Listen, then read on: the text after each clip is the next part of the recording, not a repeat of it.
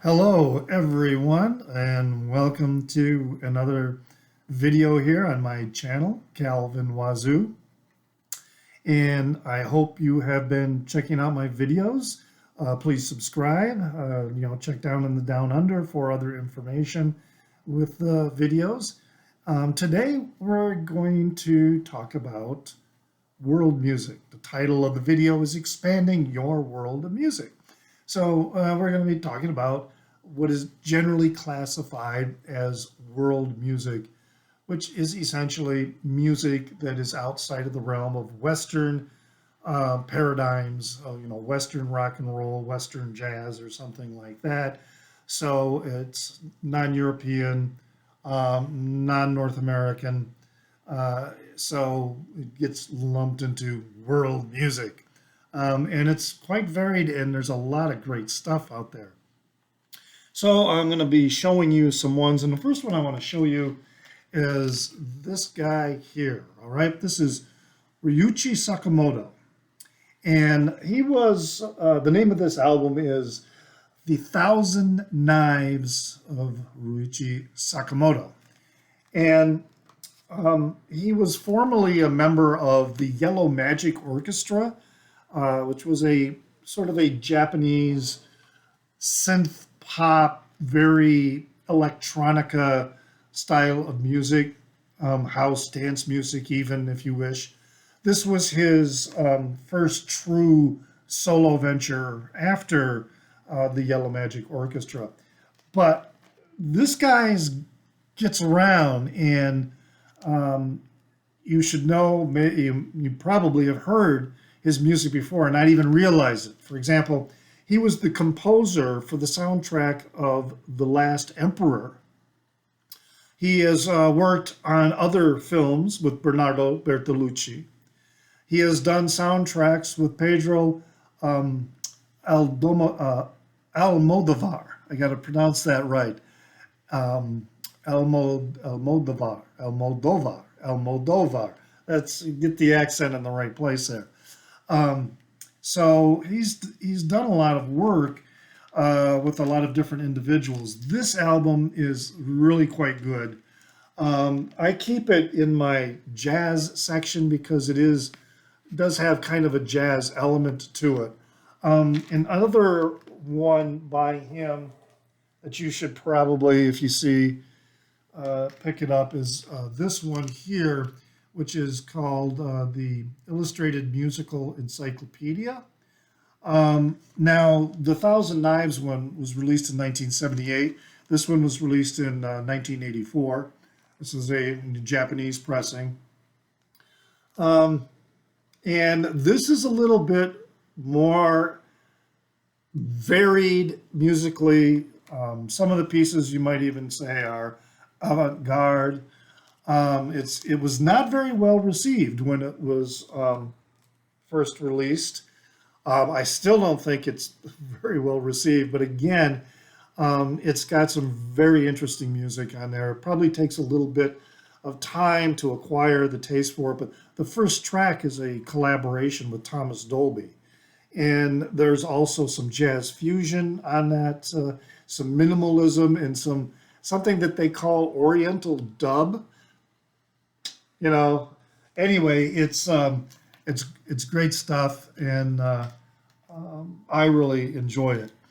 Now, another genre of music that I've recently have come to find out about is called Cumbia. And this one here is a compilation. Maybe you've heard of the Rough Guide travel guides. Well, this is a rough guide to psychedelic cumbia. Cumbia. And cumbia is a traditional music of Latin America, mostly Southern Central America and then into South America.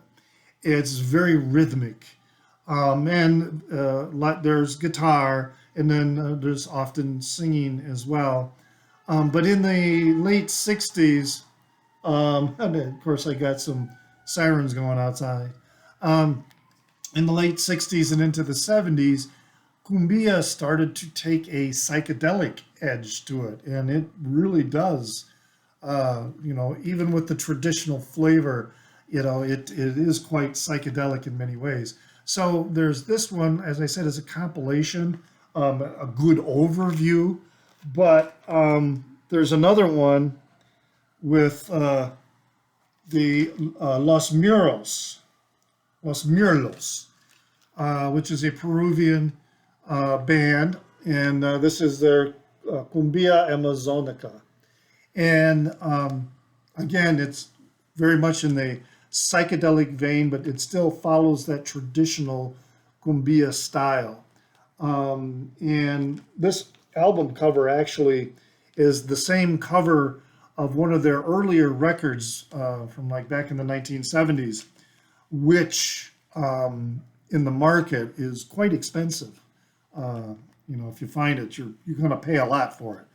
But this is a relatively recent sort of, again, anthology of their cumbia, and really, really good stuff. And also, when I first began listening to cumbia, I began to realize, wow, I can now recognize a cumbia reference or influence in Carlos Santana's work. And even with the Clash's Sandinista, certainly there is some Caribbean and some reggae style with some of their songs, but there's some cumbia style in a few of their songs on that release as well. Here's one that I bought on a lark, Los Gatos. Los Gatos is a Argentine band that was quite popular in the 70s. This is their first studio album. I'm just reading some notes that were from the vendor that they had stuck on here. It's got kind of a cool label to go with it. So apparently they were legends of the Argentine rock scene, and they also developed a guitar-heavy sound that was also psychedelic in many ways.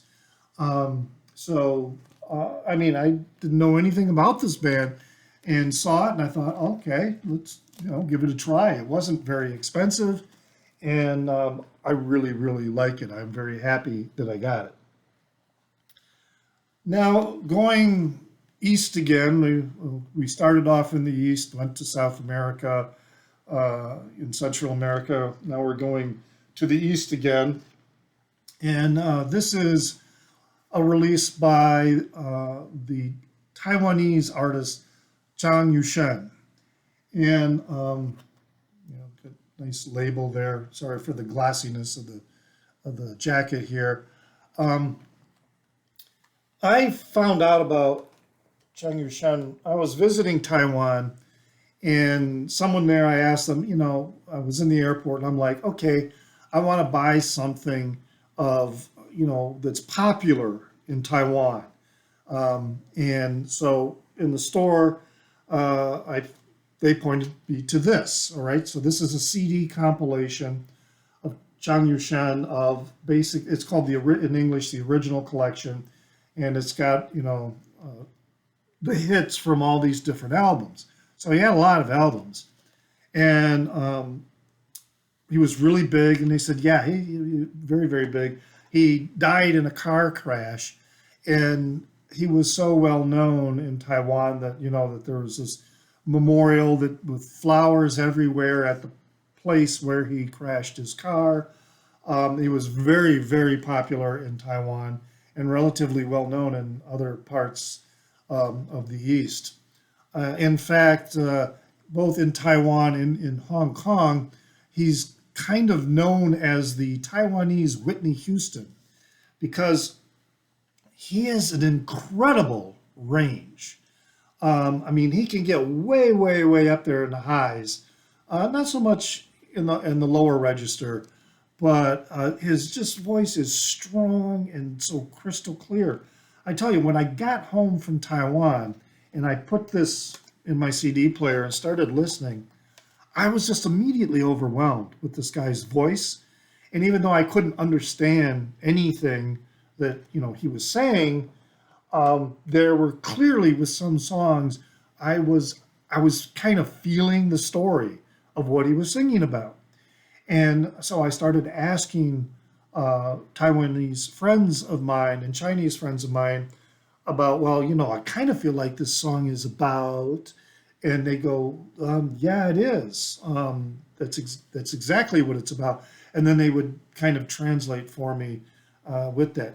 It's just really amazing. So I started looking for vinyl, and this is the first one.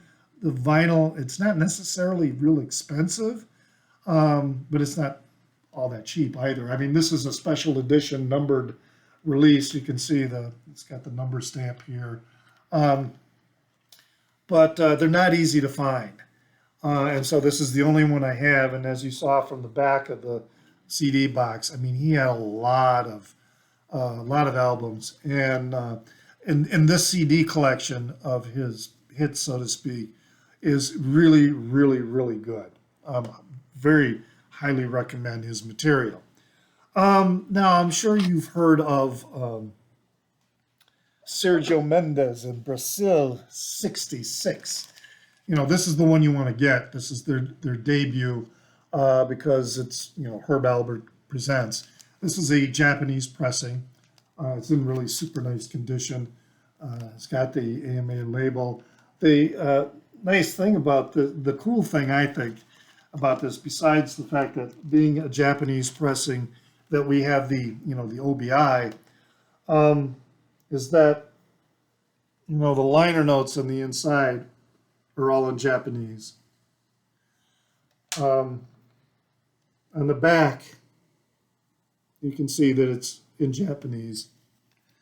And the cool thing also about Japanese pressings, normally it would be a separate insert in here that would have everything about the album in Japanese, but in this particular case, they put it inside the jacket. Very cool. And I'm very happy that I did get the Japanese pressing of this. It's the other issues, you can find this without too much difficulty in a lot of record stores. You can find used ones, and it shouldn't be too expensive. But also just great Latin pop and bossa nova, just super, super good. Now, the next one I got here, all right, I'm going to take you back to 1963. Now, in 1963, I was all of like 5 years old. So when I was 5, 6 years old, there was like this super, super hit that was all over on, 7-inch singles, 45s. And it was sung in Japanese. And it's just this amazing melody. I can remember it as a kid. And then when I got older, just within the last couple of years, actually, I started thinking about that song again. And I found a YouTube video, and then I started reading about the artist, and then I was like, okay, I've got to get this. The artist is Q Sakamoto. And so I have this one right now, which is kind of a greatest hits release, but it has the song, which was called Sukiyaki in North America. But actually, the song has nothing to do with sukiyaki, has nothing to do with food. The Japanese title is, let me see if I can pronounce this, is Ui o Mute Aruko. Ui o Mute Aruko, which is I look up when I walk. And despite the fact that this song is so bright and the melody just sticks with you like you can't believe, it's really a sad song. And the reason he says I look up when I walk is because he's lost a love, and his eyes are filling with tears. So he turns his face to the sky so that the tears don't stream down his face. Just amazing. And then this is like an anthology of greatest hits of his, which are all great melodies. Now, again, I don't understand Japanese, but there's some liner notes that talk about the songs to kind of help you understand, what the songs are about. Um, Q was huge in Japan, okay? He was as huge as Elvis was here in the US, as huge as Buddy Holly. That's how big a star he was in Japan. And he had lots of albums, and I hope to find some of the 45 singles again of Sukiyaki or Ui Omutea Ruko. But he was killed in an airplane. It was a very famous airplane crash in 1985, where like 100 or more passengers all died in this crash.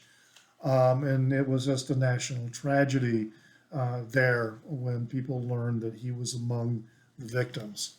But great stuff, really great stuff.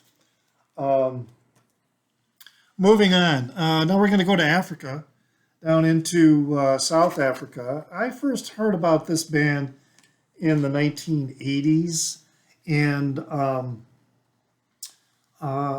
was a cassette that I had. I'm not sure, I lost that cassette long ago, but I'm not sure what it was. But the group is Juluka, and this is the album Stand Your Ground, which was released in 1985.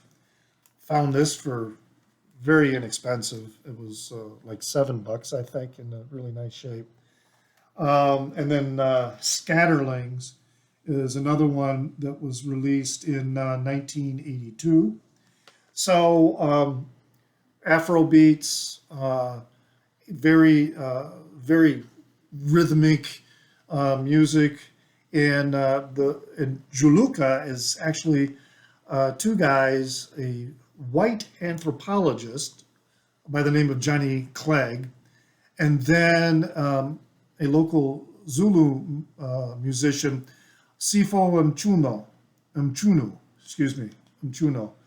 And they created, now this was back during apartheid in South Africa, and they created quite a scandal when I believe it was on their debut album. I don't have it, but the white guy, Johnny Clegg, appeared on the cover wearing Zulu warrior dress alongside with Sifo.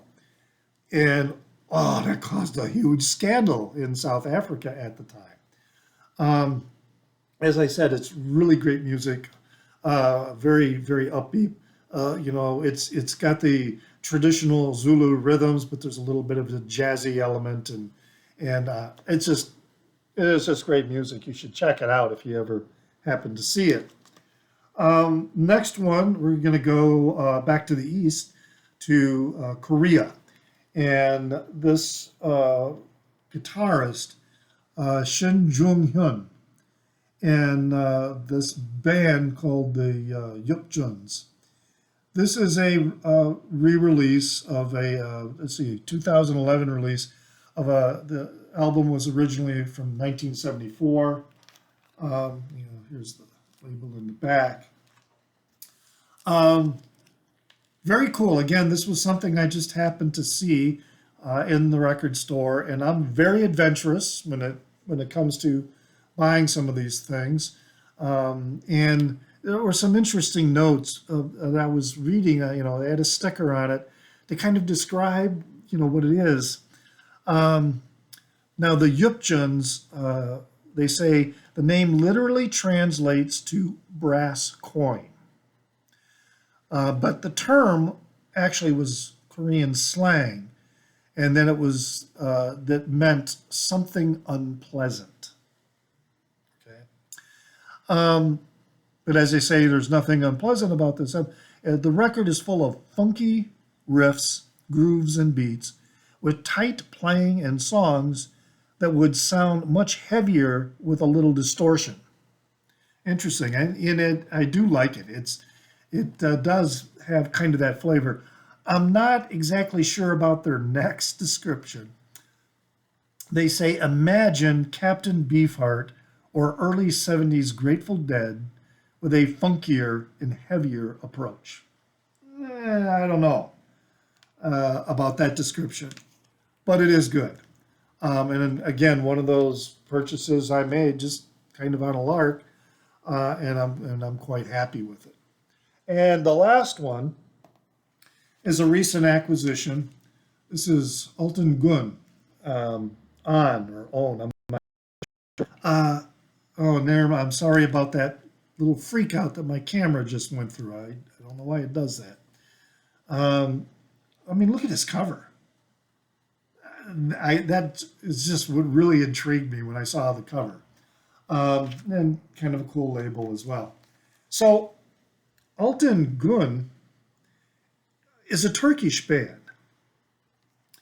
So they're all singing in Turk, and it is again very rhythmic, with definitely a flavor of traditional Turkish music, but it has kind of a pop feel to it. Um, but like I say, I mean, the cover is just so cool. Uh, and I definitely really enjoy it. I mean, you can look at the back cover, it's a little more, pencily in terms of, isolating the different images that are actually in the front cover. Sorry, I didn't mean to show my armpit. Um, but yeah, so again, another one of those purchases that I just went, that's a cool cover. This sounds kind of interesting. I think I'm going to get it. And I did, and I'm very pleased with it.